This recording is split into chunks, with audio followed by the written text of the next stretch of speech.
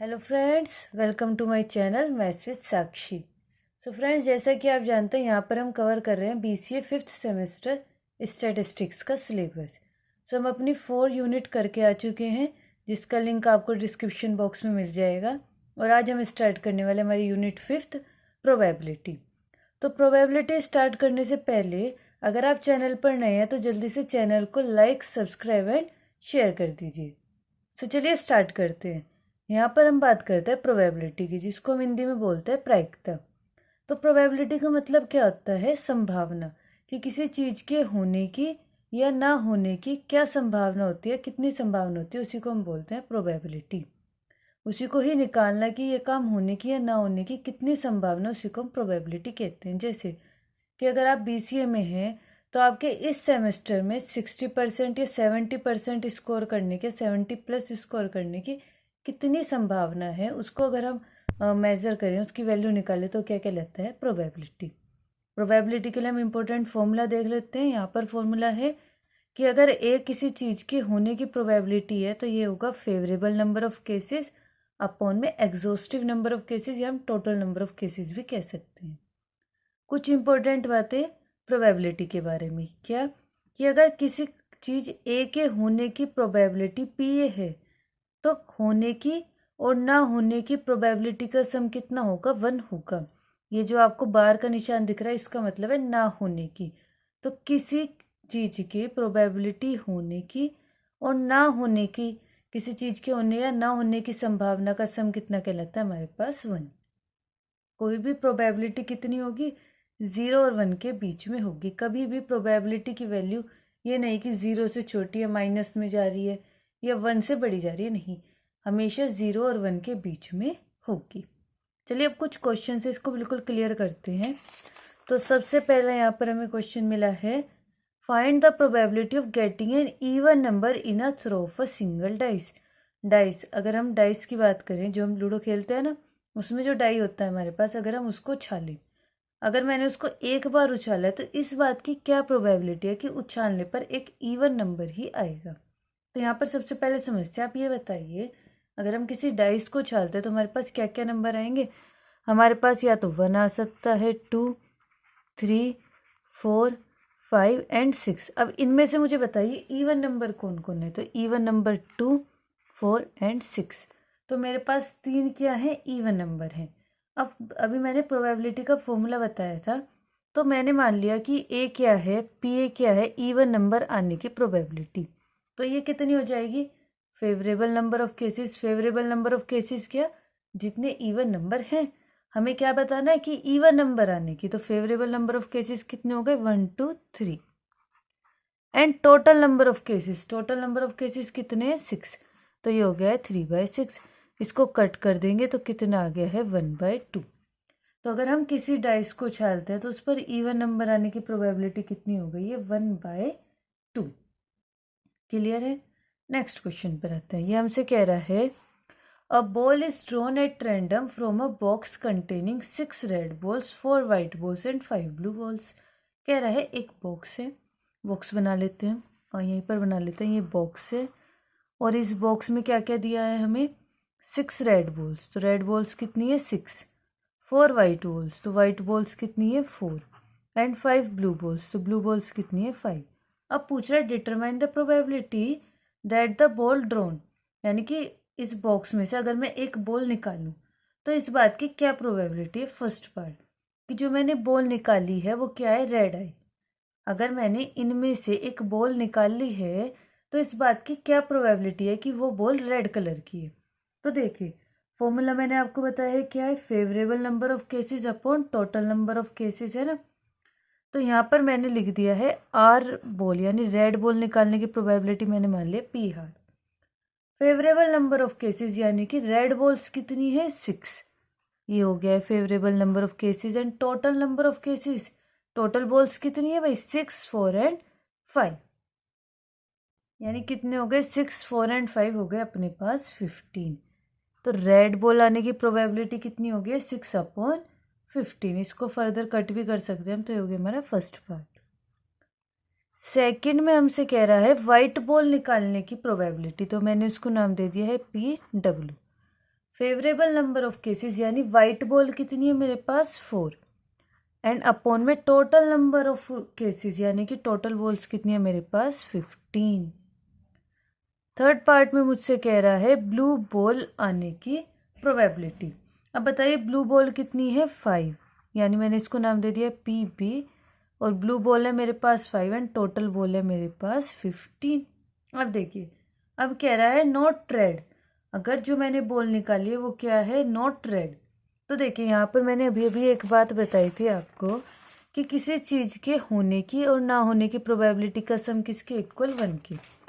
अब मुझे कह रहा है नॉट रेड, तो मुझे एक बात बताइए, नॉट रेड के लिए हम क्या देंगे PR-, मैंने इसको नाम दे दिया PR बार। तो ये बताइए रेड बॉल निकलने की, यहाँ पर रेड बॉल निकलने की और रेड बॉल ना निकलने की प्रोबेबिलिटी का सम किसके इक्वल 1 की। और अभी अभी मैंने निकाला है रेड बॉल निकलने की यानी 6/15, तो ये हो गया 6/15 प्लस PR-बार किसके इक्वल है 1 के इक्वल है। तो PR-बार क्या हो जाएगा 1 माइनस 6/15 के। अब हम LCM वगैरह ले लेंगे तो ये हो जाएगा 9/15, इसको 3 से कट भी कर सकते हैं 3/5। अब देखिए लास्ट पार्ट में हमसे क्या कह रहा है रेड और वाइट जो मैंने बॉल निकाली है इस बात की क्या प्रोबेबिलिटी है कि या तो वो रेड है और या फिर वो क्या है वाइट है। तो देखिए फिफ्थ में प्रोबेबिलिटी या तो वो रेड होनी चाहिए या फिर वाइट।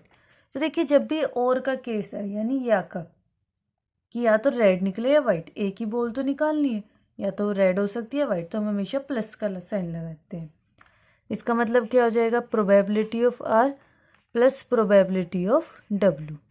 तो प्रोबेबिलिटी ऑफ R कितनी आई थी अपने पास 6/15 एंड प्रोबेबिलिटी ऑफ W आई थी अपने पास 4/15। अब ये कितने हो जाएंगे, ये हो जाएंगे 10/15, दैट मीन्स 2/3। ये क्या हो गया अपना आंसर। एक और क्वेश्चन देखते हैं जिससे हमें ज़्यादा क्लियर हो जाए। कह रहा है in a class there are 30 students, तो एक क्लास में 13 स्टूडेंट्स हैं, 5 ऑफ देम आर बॉयज़, उनमें से 5 क्या है बॉयज़ हैं, and the rest are girls, और बाकी बची हुई क्या है हमारे पास गर्ल्स हैं। उसके बाद हमसे कह रहा है कि फाइंड द प्रोबेबिलिटी, इस बात की क्या प्रोबेबिलिटी है that 2 students selected at random will be both girls, कि जो हमने स्टूडेंट सिलेक्ट किए हैं वे दोनों क्या हैं गर्ल्स हैं। तो देखिए यहाँ पर टोटल स्टूडेंट्स कितने हैं 13 और बॉयज़ कितने हैं मेरे पास 5, तो कॉमन सी बात है गर्ल्स कितनी हो गई हैं 8, है ना भाई, माइनस कर देंगे तो मेरे पास गर्ल्स कितनी आ गई हैं 8। अब बात करते हैं हमें प्रोबेबिलिटी किस बात की निकालनी है कि अगर मैं 2 बच्चे सिलेक्ट करूं तो इस बात की क्या प्रोबेबिलिटी कि वे दोनों के दोनों क्या होंगे गर्ल्स होंगी। तो एक बात बताइए हमने क्या पढ़ा है प्रोबेबिलिटी ऑफ, ये निकाल लेते हैं प्रोबेबिलिटी ऑफ गर्ल्स, तो क्या होगा फेवरेबल नंबर ऑफ केसेस यानी कि गर्ल्स कितनी है मेरे पास 8, ठीक है। और अच्छा यहाँ पर एक बात ध्यान रखिएगा, यहाँ हम एक बॉल या एक नहीं निकाल रहे हैं, यहाँ पर मुझे कितनी निकालनी है 2, तो यहाँ पर अब क्या लग जाएगा मेरे पास कॉम्बिनेशन, है ना। हमने क्या पढ़ा था कॉम्बिनेशन परमुटेशन कॉम्बिनेशन में कि जब भी सिलेक्शन का प्रोसेस आएगा हम क्या लगाएंगे कॉम्बिनेशन।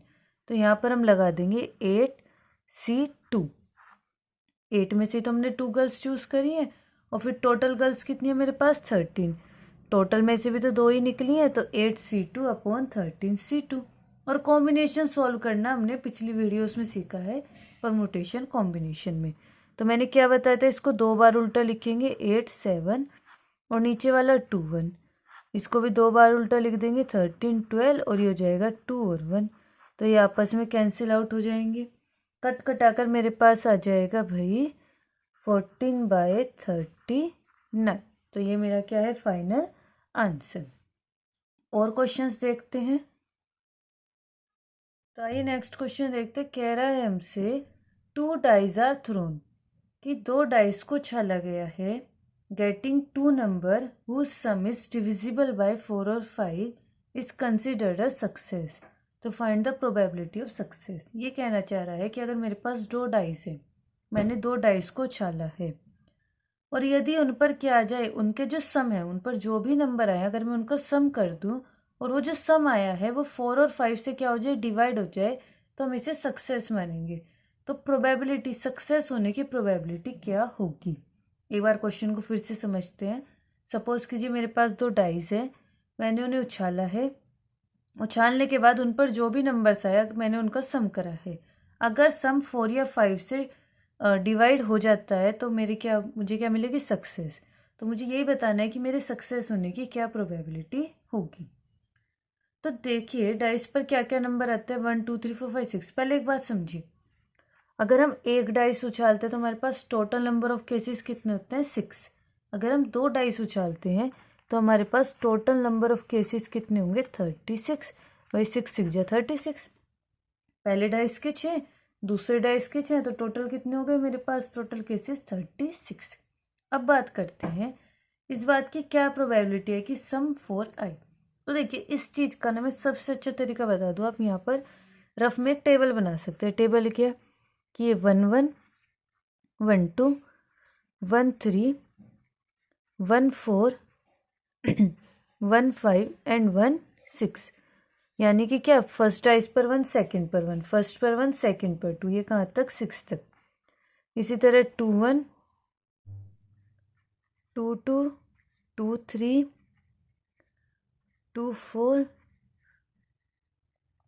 2 5 2 6। इसी तरह क्या आएगा, 3 1 3 2 3 3 3 4 3 5 3 6।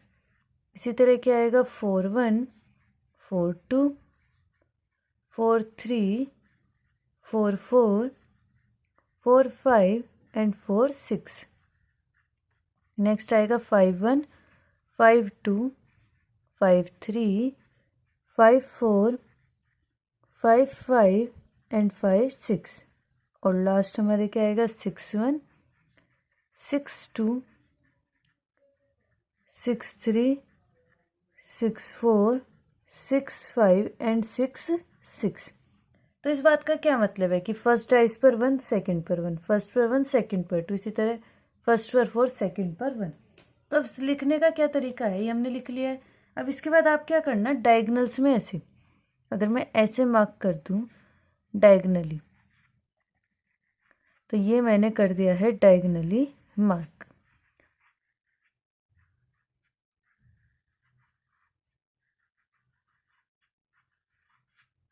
तो अब देखिए यहाँ पर, तो ये जो डायगनल्स पर नंबर आए यानी 1 और 1, ये ही नंबर होंगे जो मिलकर क्या बनाएंगे, 2। यानी एक पेयर ही मिलेगा, अगर दोनों पर 1 आता है तभी सम कितना आएगा, 2।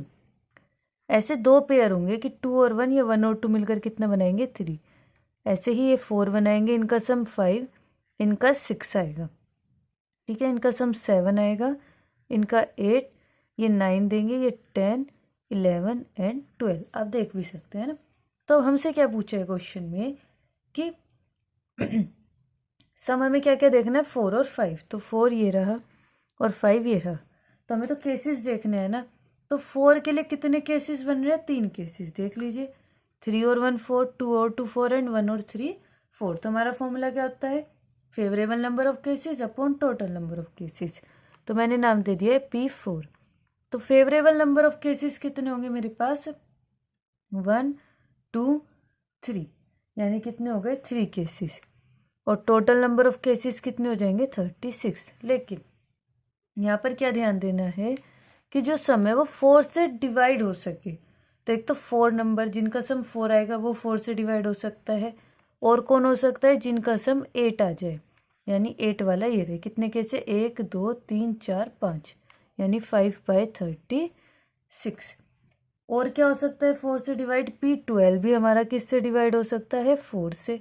12 का एक ही केस है, यानी 1/36। और कोई नंबर नहीं है जो 4 से डिवाइड होगा। अब हम देखते हैं वे नंबर्स जो 5 से डिवाइड हो जाए, यानी जिनका सम, एक तो अगर सम 5 आ जाए और दूसरा सम क्या आ जाए, 10, ये दो केस बैठते हैं। तो 5 के कितने बन रहे हैं, 1 2 3 4, यानी 4/36 और 10 के कितने बैठ रहे 1 2 3, दैट मीन्स 3/36। यदि इनमें से कोई भी एक केस हो गया तो हमारा क्या हो जाएगा, हमें मिल जाएगी सक्सेस। तो इनमें से कोई एक होना है ना, एक बार में सारे तो नहीं आ सकते, तो मैंने क्या बताया कोई एक होने के लिए हम क्या लगाएंगे प्लस, तो हम इन सबको कर देते हैं प्लस, यानी P4 plus P8 plus P12 plus P5 and plus में P10। ये 3/36, 5/36, 1/36, 4/36 एंड 3/36। तो ये कितने हो रहे हैं 5 और 5 10, 9 यानी 9/30। ठीक है, तो ये हो रहे हैं 5 और 5 10 और 10 और 6 16। ठीक है, सॉरी 9 नहीं 16। ठीक है, 16/36 यानी 16/36। इसको काट सकते हैं 4 4 जो 16, 4 9 जो 36, दैट मीन्स 4/9। तो यही क्या होगा हमारा फाइनल आंसर। तो देखिए आज हमने थोड़े से क्वेश्चंस कवर किए हैं प्रोबेबिलिटी के। अभी हमारी जो नेक्स्ट वीडियो आएगी उसमें हम कवर करेंगे बेस थ्योरम हो गई अपनी, कंडीशन प्रोबेबिलिटी, तो वो सब हम कवर करने वाले हैं। तो आप प्लीज़ चैनल को लाइक सब्सक्राइब एंड शेयर